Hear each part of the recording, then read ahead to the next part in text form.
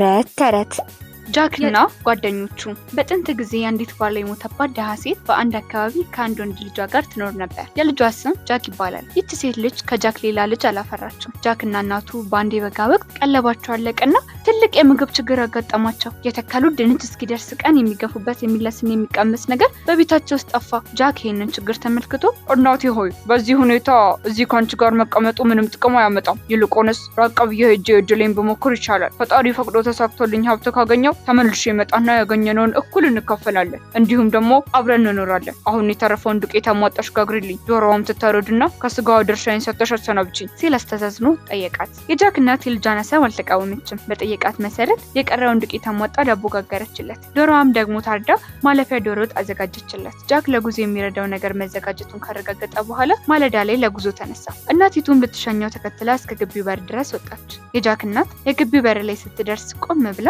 ልጄ ጃክ ሆይ የዳቦንና የዶሮውን ግማሽ ከምርቃት ጋር ልስጥህ ወይስ ሙሉውን ዳቦና ዶሮ ከእርግማን ጋር ልስጥህ ስትል እንደዋዛ ጠየቀችው። ጃክም እናቴ ሆይ እንዴት እንደዚህ አይነት ጥያቄ ትጠይቅኛለሽ? ምርቃትሽን እንጂ እርግማንሽን እንዴት ሻለሁ? አሁን የዳቦንና የዶሮውን ግማሽ ከምርቃትሽ ጋር ስጪኝ አላት። እናቲቱም ጃክ የተናገረውን ስትሰማ እጅግ በጣም ልቧ ተነካ። ዳቦንም ሆነ ዶሮውን ጥቂት እንኳን ለራሷ ሳታስቀር ሙሉውን ከእናታዊ ምርቃት ጋር አሲዛ ሰናበተችው። ጃክ ከእናቱ ጋር ከተሰናበተ በኋላ ድክም እስኪለው ድረስ ለረጅም ሰዓታት ያለማቋረጥ ተጓዘ። ብዙ ከተጓዘ በኋላ ወደ እኩለ ቀን አካባቢ ከአንድ የገበሬ ቤት አጠገብ ደረሰ። በገበሬው ቤት አቅራቢያ ውሃ የተኛበት ረግረጋማ ስፍራ አለ። በዚህ ረግረግ ውስጥ አንድ ሳር የተሸከመ አህያ እስከ ትከሻው ድረስ ሰጥሞ ከረግረጉ ውስጥ ለመውጣት ይታገላል። ያ አህያ ጃክን በዚያ በኩል ሲያልፍ ተመልክቶ እባክህ እርዳኝ፣ ያንተን እርዳታ ካላገኘው በስተቀር ተስፋ የለኝም፣ እባክህ ከዚህ ረግረግ አውጣኝ፣ በዚህ ረግረግ ውስጥ ሰምጬ ከመቅረቴ በፊት እባክህ እርዳኝ እያለ አስተዛዝኖ ለመነው። ጃክ ምላሽ አልነፈገውም። አይዞ ችግርህን ተረድቻለሁ፣ በዚህ አይነት ሁኔታ ውስጥ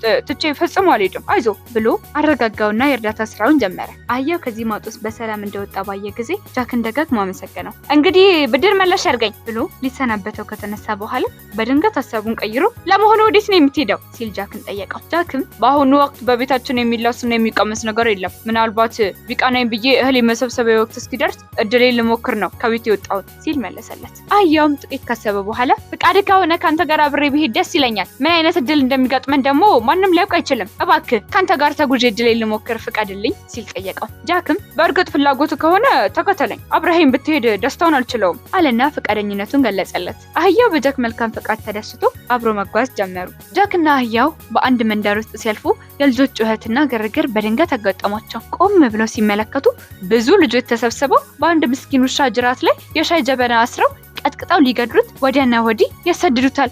ያ መድረሻ ያጣ ውሻ ጃክን እንዳየ እየሮጠ መጣና እባክህ አድነኝ ሲል ይማጸነው ጀመር። ጃክ ለውሻው በጣም አዝኖለት ነበር። በጭራሽ አልፎት ሊሄድ አልፈለገም። ወደ አህያው ዞሮ በልጆቹ ላይ በኃይል እንዲጮህባቸው አዘዘው። አህያው እንደታዘዘው ድምፁን ከፍ አድርጎ መጮህ ሲጀምር እነዚህ ልጆች ምን ጉድ መጣብን፣ አረ እንሩጥ ብለው የተሯሯጡ አካባቢውን ለቀው ጠፉ። ውሻው የአባራሪዎቹን መበተንና የነፍሱን መትረፍ ሲመለከት እግዚአብሔር ይስጥልኝ ብሎ ጃክንና አህያውን ከልቡ አመሰገናቸው። ጥቂት ቆይቶ ድንጋጤው ጋብ ሲልለት መንገደኞች መሆናቸውን ተገነዘበ። ለመሆኑ ወዴት ነው የምትሄዱት ሲል ጠየቃቸው። ጃክም በአሁኑ ወቅት በቤታችን የሚበላ ነገር የለም፣ ምናልባት ቢቃነን ብዬ እህል የመሰብሰቢያ ወቅት እስኪደርስ ድረስ እድሌን ልሞክር ነው ከቤት የወጣሁት። በመንገዴ ላይ ይህንን አህያ አገኘሁትና እሱም ይኸው ከኔ ጋር በመጓዝ ላይ ይገኛል ሲል መለሰለት። ውሻውም ከእናንተ ጋር አብሬ መሄድ እሻለሁ፣ እከተላችሁ ዘንድ ብፈቅዱልኝ ደስታውን አልችለውም ነበር አላቸው። እነርሱም ያለምንም ማንገራገር ፈቀዱለትና ተቀላቅሎ አብሮ መጓዝ ጀመረ። ጃክ አህያውና ውሻው ግስጋሴያቸውን ቀጥለው ከከተማ ወጥተው ሄዱ። ከተማውን ጥለው ብዙ ርቀት ከተጓዙ በኋላ ከአንድ ግንብ ግርጌ አጠገብ ደረሱ። በዚያ አሮጌ ግንብ ስር አረፍ እንዳሉ ጃክ ከእናቱ ተቀብሎ ያመጣውን የዳቦና የዶሮ ስጋ ከውሻው ጋር ተካፍሎ ተመገበ። አህያው ደግሞ በግንቡ ሳር የሚበላ የኮሽላ ቅጠል አግኝቶ ነበርና ያንን ይመገብ ጀመር። ሰፊ ጊዜ አግኝቶ ስለነበር ያንን የኮሽላ ቅጠል እስኪጠግብ ድረስ እየለቀመ በላ። በዚህ አይነት ሁኔታ ምግባቸውን በልተው አረፍ ብለው ሲጫወቱ አንድ ረሃብ ያጠቃውና የተጎሳቆለ ድመት ከየት መጣ ሳይባል በድንገት አጠገባቸው ደረሰ። ድመቱ እንደተረከላቸው ከሆነ የደረሰበት መከራ እጅግ የሚያሳዝን ነው። አሳዛኝ ታሪኩን ሲተርክ ሶስቱም በጥሞና አድምጠው በጣም አዘኑለት። በመጨረሻም ጃክ የተረፈውን አጥንትና ዳቦ ለድመቱ አቀረበለትና እንዲመገብ አደረገ። ድመቱ የተሰጠውን ምግብ ተመግቦ ሲጨርስ ለመሆኑ ወዴት እየሄድኩ ነው ሲል ጃክን ጠየቀው። ጃክም ለውሻውና ለአህያው እንደመለሰለት ተመሳሳይ መልስ ሰጠው። ድመቱም ይህ ለእኔ መልካም አጋጣሚ ነው፣ ከእናንተ ጋር አብሬ ብሄድ ደስ ይለኛል ብሎ በደስታ ሀሳቡን ገለጸና ከነጃክ ጋር ጉዞውን ቀጠለ። እንደተለመደው ሜዳውን፣ ጋራውን፣ ሸንተረሩን እያቋረጡ ሲጓዙ ቆይተው በድንገት በቅርብ ርቀት አንድ ድምጽ ሰሙ። ቆም ብለው ሲያዳምጡ ከመንገዱ ወጣ ብሎ አንድ አውራ ዶሮ ድንጋጤ ይዞት እየደጋገመ በኃይል ጮኋል። ለመሆኑ ወዴት ነው የምትሄዱት ሲል ጠየቃቸው። ጃክም አሁንም ተመሳሳይ መልስ ሰጠው። አውራ ዶሮውም ከእናንተ ጋር ተቀላቅዬ ብሄድ ደስ ይለኛል፣ እባካቸው አብሬያችሁ ሄድ ዘንድ ፍቀዱልኝ ሲል ጠይቃቸው። እነርሱም ሲደክምህ በአህያው ላይ የተቀመጥክ መጓዝ ስለምትችል አብርሃም ብትሄድ ቅር አይለን አሉትና ከነርሱ ጋር ተቀላቅሎ መጓዝ ጀመረ። በዚህ አይነት ሁኔታ ጃክና ጓደኞቹ ሲጓዙ ብለው ጀንበር ስታዘቀዝቅ አንድ ስፍራ ደረሱ። በዚያ ስፍራ እንደደረሱ አካባቢውን እየተዘዋወሩ መመልከት ያዙ። ይሁን እንጂ በአካባቢው ለማደሪያ የሚሆን ቤት ወይም መጠጊያ የሚሆን ነገር ማየት አልቻሉ። በቅርቡ ማደሪያ ማግኘት እንዳልተቻለ ሲረዳ ጃክ ጓደኞቹን እንደምታዩት ለማደሪያ የሚሆን ቤት ወይም መጠጊያ ነገር በዚህ አካባቢ የለም፣ ደግነቱ ጊዜው በጋ ነው፣ ወደ ጫካ እንግባና ሳር ጎዝጉዘን ተኝተን ሌቱን ብናሳልፍ ምን ይመስላችኋል ሲል ጠየቃቸው። ጓደኞቹም ሌሊቱን በጫካ ውስጥ ቢያሳልፉ እንደሚሻል ገልጸውለት ተከታትለው ወደ ጫካ ዘለቁ። በጫካ ውስጥ ጃክ ደረቅ ሳር አጭዶ ጎዘጎዘና በዚያ ላይ ተኛ። አህያውም ከጃክ አጠገብ አረፍ አለ። ውሻውና ድመቱ ደግሞ የሚሞቀውን የአህያውን እግር ተንተርሰው አንቀላፉ። አውራ ዶሮውም ወደ አንድ ትልቅ ዛፍ ላይ ወጣና ሰፈረ። ጃክና ጓደኞቹ ገና ጋደም ብለው ጥቂት ሸለብ እንዳደረጋቸው አውራ ዶሮው ደጋግሞ ጮህና ከእንቅልፋቸው ቀሰቀሳቸው። ደንግጠው ተነሱ። ምን ሆነሃል ብለው ቢጠይቁት የጮኸው ስለነጋ መሆኑን ገለጸላቸው። ሁሉም ሳቃቸው መጣ። ደጋግሞ መሰሰቱን ቢገልጹለትም ነግቷል እኮ በአቅራቢያችን ብርሃን አይታያችሁ እያለ የሞገታቸው ጀመር። እውነትም ጃክ ትኩር ብሎ ሲመለከት ከሩቅ የሚመጣ ብርሃን ይታያል። ያንን የብርሃን ጮራ ከሩቅ እንዳየ አውራ ዶሮ ልክ ነው፣ ከሩቅ ብርሃን ይታያል። አሁን አንዴ ከእንቅልፋችን ተቀስቅሰን ተነስተናል። ይህንን አጋጣሚ ተጠቅመን ብርሃኑ ወደሚመጣበት አቅጣጫ እንሂድ ብሎ ጓደኞቹን መከራቸውና ተከታትለው ብርሃን ወዳዩበት አቅጣጫ ጉዞ ጀመሩ።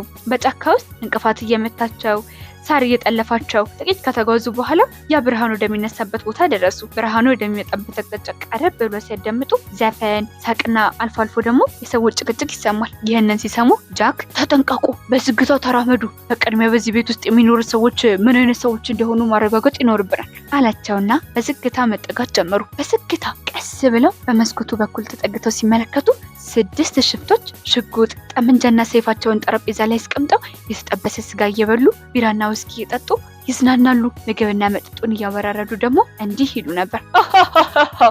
ከጌታ ዱናቢል ቤት የዘረፍነው ወርቅና ብር እስከ ዛሬ ከዘረፍነው ጋር ጨርሶ ሊነጻጸር አይችልም። ለዕድሜ ልካችን የሚሆነውን ነው በአንድ ቀን የዘረፍነው። ለዚህ ለተባበረን ዘበኛ ግን በቂ ነገር አልሰጠነውም። ያ ምስኪን ዘበኛ እያሉ ያኳካሉ። ጃክ ወንበዴዎቹ የሚባባሉትን ሲሰማ ማንነታቸውን ለመረዳት ጊዜ አልፈጀበትም። ወደ ጓደኞቹ ዘወር አለና እንዲዘጋጁ አስጠነቀቃቸው። የጃክን ማስጠንቀቂያ ሲሰሙ አህያው ጠበቅ አድርጎ በሁለት የኋላ እግሩ መሬት ላይ፣ በሁለት የፊት እግሩ ደግሞ የመስኮቱን ደፍ ላይ ተደግፎ ቆመ። ይህንን ተከትሎ ውሻው ቀስ ብሎ ወጣና በአህያው ጭንቅላት ላይ ቆመ። ድመቱ ቀጠለና በውሻው ጭንቅላት ላይ ሲቆም በድመቱ ጭንቅላት ላይ ደግሞ አውራ ዶሮ ተደላድሎ ቆመና የጃክን ትዕዛዝ ይጠባበቁ ጀመር። ጥቂት ቆይቶ ጃክ ምልክት ሲያሳያቸው እነዚህ ተነባብረው የቆሙት የጃክ ጓደኞች በአንድ ድምፅ ጮኸታቸውን ለቀቁት። አህያው እያለ ሲያናፋ ውሻው ደግሞ ዋው ዋው ዋው እያለ ጮኸቱን አቀለጠው። ድመቱም አልቀረም ሚያው ሚያው እያለ የቅሙን ያህል ጮኸ። አውራ ዶሮም ደግሞ ኩኩሉሉ ኩኩሉሉ